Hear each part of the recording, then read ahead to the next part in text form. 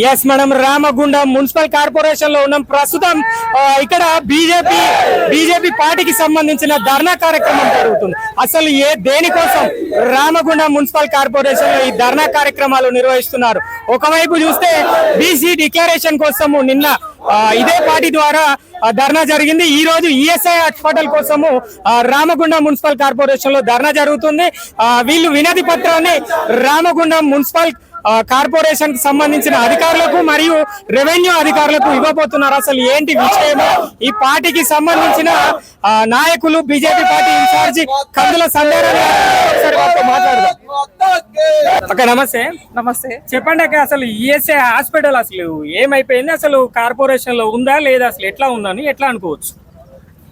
ESI ఆసుపత్రి కార్మికుల యొక్క చిరకాల ఆకాంక్ష. అది ఎన్నో ఏళ్లుగా ఇక్కడ సింగరేణి, ఎన్టీపీసీ, ఆర్ఎఫ్సిఎల్, కేశవరాం, ఒక రకంగా చెప్పాలంటే గోదావరి కానీ రామగుండం అంటేనే ఇండస్ట్రియల్ కారిడార్గా మనం మాట్లాడుకుంటాము. అయితే చిరకాల వాంఛ కార్మికులు ఎదురు చూస్తున్నటువంటి ఈఎస్ఐ ఆసుపత్రి కేంద్రము మంజూరు చేసి దాదాపు 2018లో మంజూరు చేస్తే గతంలో ఉన్న టీఆర్ఎస్ ప్రభుత్వం, ఇప్పుడున్నటువంటి కాంగ్రెస్ ప్రభుత్వం రెండు కూడా ఒకే రకంగా వ్యవహరిస్తూ ఉన్నాయి. అన్నీ ఉన్నా అల్లుని నోట్లో శనున్నట్టుగా ఇక్కడ వాతావరణం రామగుండంలో ఉన్నది. గతంలో గౌరవ చెప్పండి, గత ప్రభుత్వంలో ఈఎస్ఐ హాస్పిటల్ పరిస్థితి ఎట్లా ఉంది, ప్రస్తుతం ఎట్లా ఉండదు? గతంలో కేంద్ర మంత్రివర్యులు కిషన్ రెడ్డి గారు ప్రభుత్వానికి, అప్పుడున్నటువంటి బీఆర్ఎస్ ప్రభుత్వానికి లేఖ రాయడం జరిగింది. కేంద్రం నుండి మేము ఈఎస్ఐ ఆసుపత్రి కోసం 100 కోట్ల నిధులని మంజూరు చేసినాము, దీనికి జాగా చూపియాలని చెప్పి లేఖ రాస్తే కూడా స్పందించినటువంటి రాష్ట్ర ప్రభుత్వం, సేమ్ అదే పద్ధతి మళ్ళీ ఇప్పుడు ఉన్నటువంటి కాంగ్రెస్ పార్టీ ప్రభుత్వం కూడా చేస్తూ ఉన్నది. అందుకోసమే ఇవాళ మేము బీజేపీ పార్టీ ఆధ్వర్యంలో పెద్ద ఎత్తున ఇక్కడ ధర్నా నిరసన కార్యక్రమాన్ని చేయడం జరుగుతూ ఉన్నది. అంటే ఇక్కడ రామగుండం అంటేనే అభివృద్ధికి ఆమడు దూరంలో ఉన్నది.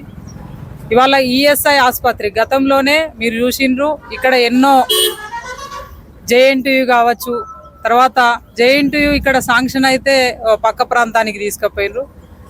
అదే పద్ధతి ఇప్పుడు ఈఎస్ఐ ఆసుపత్రి కూడా ఇవాళ ఇక్కడ ప్లేసు దానికి సరైనటువంటి స్థలాన్ని చూపించకపోతే ఇంకో వేరే ప్రాంతానికి తరలి వెళ్ళేటువంటి ప్రమాదం ఉంది. వేల కుటుంబాలు ఇక్కడ కార్మిక కుటుంబాలు ఉన్నాయి. ఇవాళ ఏదన్నా మేజర్ ఏమన్నా యాక్సిడెంట్స్ అయితే రెఫరల్ కేసెస్ ఇవాళ హైదరాబాద్ కావచ్చు, కరీంనగర్ కావచ్చు పోయేటప్పుడు మార్గ మధ్యంలోనే ఎంతోమంది కార్మికులు ఇవాళ ప్రాణాలు కోల్పోతూ ఉన్నారు.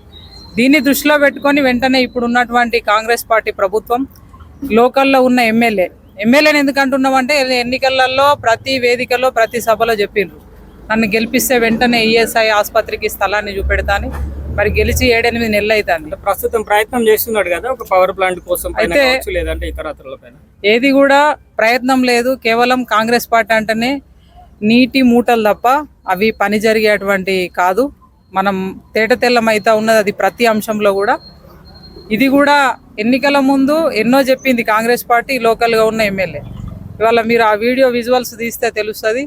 ప్రతి వేదికలో ప్రతి సభలో గెలిచిన వెంటనే ఈఎస్ఐ ఆసుపత్రి కోసం స్థలాన్ని చూపెడతా అని చెప్పి ఎన్టీపీసీ కార్మికుల గేట్ మీటింగ్లో కావచ్చు, సింగరేణి దగ్గర కావచ్చు, ప్రతి చోట చెప్పింది. మరి స్థల సేకరణకి 8 నెలల సమయం పడుతుందా? ఒకసారి వాళ్ళు ఆత్మవిమర్శ చేసుకోవాల్సినటువంటి అవసరం ఉంది. కేవలం ఎన్నికలప్పుడే కార్మికులు గుర్తొస్తారు, ప్రజలు గుర్తొస్తారు. ఎన్నికల తర్వాత మాత్రం వ్యక్తిగతంగా వారికి ఏమైతే స్వలాభం కోసం మాత్రమే పనులు చేసుకుంటూ ఉన్నారు. కాబట్టి ఇది ఒకటే కాదు, ఇది ప్రారంభం మాత్రమే. ఇంకా అనేక రకాల ఉద్యమ కార్యాచరణ బీజేపీ పార్టీ రామగుండంలో తీసుకుంటది. మీరు వెంటబడి ఎట్లా ఉంది అసలు? ఈఎస్ఐ హాస్పిటల్లో బడ్జెట్ లేదు, బడ్జెట్ లో ఈఎస్ఐ హాస్పిటల్ రాలేదు. ఈఎస్ఐ ఆసుపత్రి కోసము కేంద్ర ప్రభుత్వం 100 కోట్ల నిధులని మంజూరు చేసింది. ఇవాళ సింగరేణి కూడా సెంట్రల్ గవర్నమెంట్ కేంద్ర ప్రభుత్వం నుండి లేఖ రాయడం జరిగింది.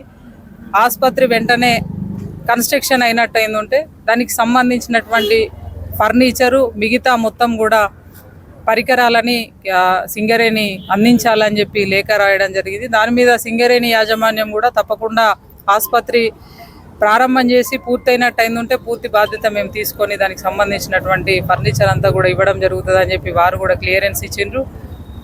ఇది పూర్తిగా దానికి సంబంధించినటువంటి పూర్తిగా ఇవాళ కేంద్రము నిధులు ఇచ్చినప్పటికి కూడా కేవలం రాష్ట్ర ప్రభుత్వం యొక్క నిర్లక్ష్యంతో స్థల సేకరణ చేయకపోవడం వల్లనే ఈఎస్ఐ ఆసుపత్రి అనేది ఇవాళ ఇన్ని సంవత్సరాలు కూడా కార్మికులకు నోచుకున్నటువంటి పరిస్థితి ఉన్నది. కాబట్టి ఇప్పటికైనా మేము డిమాండ్ చేస్తూ ఉన్నాము, వెంటనే మీరు నెల రోజుల లోపల స్థల సేకరణ చేసి కార్మికులకి ఈఎస్ఐ ఆసుపత్రి సేవల్ని కార్మికులకు అందించేటువంటి ప్రయత్నం చేయకపోతే ఇంకా పెద్ద ఎత్తున మా ఉద్యమ కార్యాచరణ ఉంటుందని చెప్పి సందర్భంగా మేము డిమాండ్ చేస్తాం. ఏం చేయబోతున్నారు?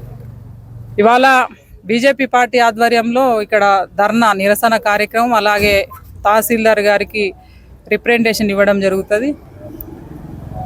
దీంట్లో మా బీజేపీ రాష్ట్ర నాయకత్వం, లోకల్లో ఉన్నటువంటి మా మండల అధ్యక్షులు, తర్వాత అన్ని సంఘాలకు సంబంధించి ఇవాళ NTPC, Singareni, BMS, RFCL, BMS నాయకులు కూడా ఈరోజు ఈ కార్యక్రమంలో పాల్గొంటూ ఉన్నారు. ఎట్లా ఉండబోతుంది అంటే లాస్ట్లో మీరు ఒక విషయం చెప్పండి. బడ్జెట్, తెలంగాణ రాష్ట్ర ప్రభుత్వం ఏర్పాటు చేసిన బడ్జెట్ పైన మీరేమైనా మీ అభిప్రాయం? తెలంగాణ రాష్ట్ర ప్రభుత్వం ఏర్పాటు చేసిన బడ్జెట్ కేవలం అంకెల గారడి మాత్రమే. అది ఏ వర్గానికి కూడా న్యాయం చేసేటట్టుగా వారి యొక్క బడ్జెట్ లేదు. ప్రజల నుండి తీవ్రమైనటువంటి నిరసనలు ఇలా వ్యక్తమవుతూ ఉన్నాయి. ఎందుకంటే ఆ రోజు ఏదైతే మహిళల ఓట్లు దండుకోవడానికి మహిళలకి ఒక్కొక్క మహిళకి 2500 అకౌంట్లో వేస్తామన్నారు. తర్వాత ఆడపిల్లలు చదువుకునే వాళ్ళకి స్కూటీలు ఇస్తామన్నారు. తర్వాత ఈ ఇండ్ల ఇప్పుడు 8 నెలలు అవుతుంది, ఈ ఇండ్ల జోలి లేదు అసలు. ఎంతోమంది ఇండ్లు కట్టుకోలేక కొన్ని ఏళ్ళ నుండి, గతంలో టీఆర్ఎస్ పార్టీ అదే చేసింది, ఇప్పుడు ఉన్నటువంటి కాంగ్రెస్ పార్టీ ఇట్లా ఎన్నో హామీలనిచ్చి హామీలన్నింటినీ కూడా తుంగలో దొక్కి కేవలం అంకెల రూపకంగా బడ్జెట్ని ఇచ్చిందే తప్ప కానీ మరి ఈ కార్యక్రమానికి, ఈ పథకానికి ఇంత బడ్జెట్ను పెడుతున్నామని చెప్పి చెప్పలే. అంటే వారి యొక్క అబద్ధపు బూటకపు మాటలు ఆ బడ్జెట్లోనే కనబడుతున్నాయి. కాబట్టి ప్రజలందరూ కూడా తీవ్ర అసంతృప్తితో ఉన్నారు. Yes, thank you. ఇంకా చూద్దాం, మనతో పాటుగా ఇక్కడ తెలంగాణ రాష్ట్రానికి సంబంధించిన ఉద్యమ నాయకులు కూడా ఉన్నారు. అదే విధంగా గతంలో ఏవీవీపీలో పనిచేసిన సంజీవ్ గారు కూడా ఉన్నారు. ఒకసారి సంజీవ్ గారితో కూడా మాట్లాడదాం. మనము విద్యార్థి సంఘం నుంచి మనకు సుపరిచితుడిగా ఉన్నాడు, ఒకసారి వారితో మాట్లాడదాం. చెప్పండి అన్న, అసలు ఎట్లా ఉంది ఈఎస్ఐ హాస్పిటల్ పై? ఈ రోజు ఇక్కడ మాంచెస్టర్ ఆఫ్ ఇండియా పేరు పొందిన రామగుండం ప్రాంతం లోపల మనం ఈ రోజు చూస్తా ఉన్నాం. సింగరేణి సంస్థ లోపల, ఎన్టీపీసీ లోపల అనేక మంది కాంట్రాక్ట్ కార్మికులు, అదే సంఘటిత రంగాల్లో అనేక మంది కార్మికులు పనిచేస్తా ఉన్నారు. వాళ్ళ సంక్షేమం కోసం కేంద్ర ప్రభుత్వం మంజూరు చేసినటువంటి ఏదైతే ఈఎస్ఐ హాస్పిటల్ ఉందో దాన్ని రాష్ట్ర ప్రభుత్వం స్థలం కేటాయించలేక నిస్సిగ్గుగా ఈ రోజు వ్యవహరిస్తున్న తీరును భారతీయ జనతా పార్టీ తరఫున మేము ఖండిస్తా ఉన్నాం. ఇక్కడ ఎవరైతే యువత, అనేక మంది ఆటో డ్రైవర్ అన్నలు, కార్ డ్రైవర్స్, రిక్షా కార్మికులు, సంఘటిత అసంఘటిత ప్రైవేట్ కంపెనీలలో పనిచేస్తున్న కార్మికుల కోసం భారతీయ జనతా పార్టీ ఉద్యమం తీసుకుంటుందని చెప్పేసి మరోసారి మేము యువత తరఫున మేము విన్నవిస్తా ఉన్నాం. చూద్దాం, మనతో పాటుగా ఇంకా బీజేపీ పార్టీకి సంబంధించిన నాయకులు ఉన్నారు. అదే విధంగా తెలంగాణ ఉద్యమ కార్యక్రమంలో కూడా పాల్గొన్న నాయకులు ఉన్నారు. వారితో మాట్లాడదాం. అన్న నమస్తే, చెప్పండి అన్న, అసలు ఎట్లా ఉంది ఈఎస్ఐ హాస్పిటల్ పరిస్థితి ఏంటి, అసలు ఎట్లా ఉండబోతుంది? వాస్తవానికి మన భారతీయ జనతా పార్టీ అధికారం వచ్చినాక మన ఈఎస్ఐ హాస్పిటల్ శాంక్షన్ చేయడం దానికి 100 కోట్ల రూపాయలు. ఆ 100 కోట్ల రూపాయలకు స్థలం కేటాయించమంటే ఇంతకుముందుకున్న గవర్నమెంట్, కేసీఆర్ గవర్నమెంట్ కూడా స్థలం కేటాయించలే. ఇప్పుడు కాంగ్రెస్ గవర్నమెంట్ కూడా, మక్కన్ సింగ్ రాజ్ ఠాకూర్ గారు కూడా వెంటనే నేను పరిష్కరిస్తా అన్నాడు. దాంతో గెలిచారు. ఇప్పుడు 8 నెలలు అవుతున్నా కానీ ఈఎస్ఐ హాస్పిటల్ ఊసేయలేదు. దానికి సంబంధించి వెంటనే స్థలం కేటాయించాలని భారతీయ జనతా పార్టీ తరఫున డిమాండ్ చేస్తున్నారు. ఇంకా ఎట్లాంటి ఆలోచనలు చెప్తారు? నిన్న బీసీ డిక్లరేషన్ కోసం మాట్లాడారు, ఈ రోజు ఈఎస్ఐ అంటున్నారు. ఎట్లా ఉండబోతుంది? వాస్తవానికి ఏంటంటే ఈ కాంగ్రెస్ ప్రభుత్వం బీసీలకు న్యాయం చేస్తా అని చెప్పి గద్దెనెక్కడం జరిగింది. అది మన కామారెడ్డి బహిరంగ సభలో కూడా రేవంత్ రెడ్డి గారు 42% బీసీ రిజర్వేషన్ కల్పిస్తానని చెప్పడం అనేది స్థానిక సంస్థల్లో కానీ, ఇంకా బడ్జెట్ విషయంలో కానీ బీసీలకు మొండి చేసి ఉంచింది ఈ రేవంత్ రెడ్డి సర్కారు. ఇది ఏమున్నా మాటల సర్కారు అయింది. చెప్పండి, అసలు మీరు ఏం కావాలని అంటే ఒక ఈఎస్ఐ హాస్పిటల్, ఇంకా ఎట్లాంటి ఇక్కడికి రావాలి? ఈఎస్ఐ హాస్పిటల్ కావాలి. అంతేకాదు ఈ డబుల్ బెడ్రూమ్లు కూడా ఉన్నాయి. ఆ డబుల్ బెడ్రూమ్లు కూడా పేరుకే అయిపోయినాయి, ఎక్కడెక్కడ మూలబడి ఉన్నాయి. ఆ డబుల్ బెడ్రూమ్లను కూడా వెంటనే రేవంత్ రెడ్డి సర్కార్ కానీ, మక్కర్ సింగ్ గారు కానీ దాన్ని స్పందించి వాటి కూడా వెంటనే రిపేర్లు చేసి ప్రజలకు అందించే విధంగా చూడాలని కోరుతున్నాం. Yes thank you. ఎస్ మనం చూడొచ్చు ఇక్కడ బీజేపీ పార్టీ ఆధ్వర్యంలో ధర్నా కార్యక్రమం జరుగుతున్నది మనం చూస్తున్నాం. ఆ వైపు చూస్తే విజువల్స్ చూడొచ్చు. ఈఎస్ఐ హాస్పిటల్ నిర్మాణం కోసము గత ప్రభుత్వం చేసిన వైఖరి వల్ల, అంటే గత ప్రభుత్వం కావచ్చు ప్రస్తుతం ఉన్న ప్రభుత్వం కావచ్చు, ఏదైనా కూడా ప్రజల కోసం కావాల్సిన, అంటే కార్మికులకు, అసంఘటిత కార్మికులకు కావాల్సిన ఈఎస్ఐ హాస్పిటల్ అందుబాటులోకి తీసుకురాకపోవడం వల్ల ఇక్కడ బీజేపీ పార్టీ ఆధ్వర్యంలో ధర్నా కార్యక్రమం జరుగుతుంది. మనం చూస్తున్నాం ఈ వైపున కూడా రవాణాను స్తంభించే ప్రయత్నం చేస్తున్నారు, మరొక వైపున కూడా రవాణాను స్తంభించే ప్రయత్నం చేస్తున్నారు. ఇంకా చూడొచ్చు, ఇంకా రాష్ట్ర ప్రభుత్వ నిర్లక్ష్య వైఖరి, రాష్ట్ర ప్రభుత్వ నిర్లక్ష్య వైఖరి, రాష్ట్ర ప్రభుత్వ నిర్లక్ష్య వైఖరి, నిర్లక్ష్య వైఖరి.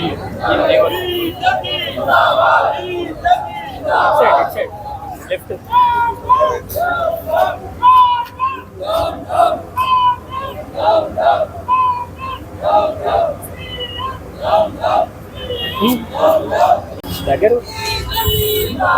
ఈ వీడియో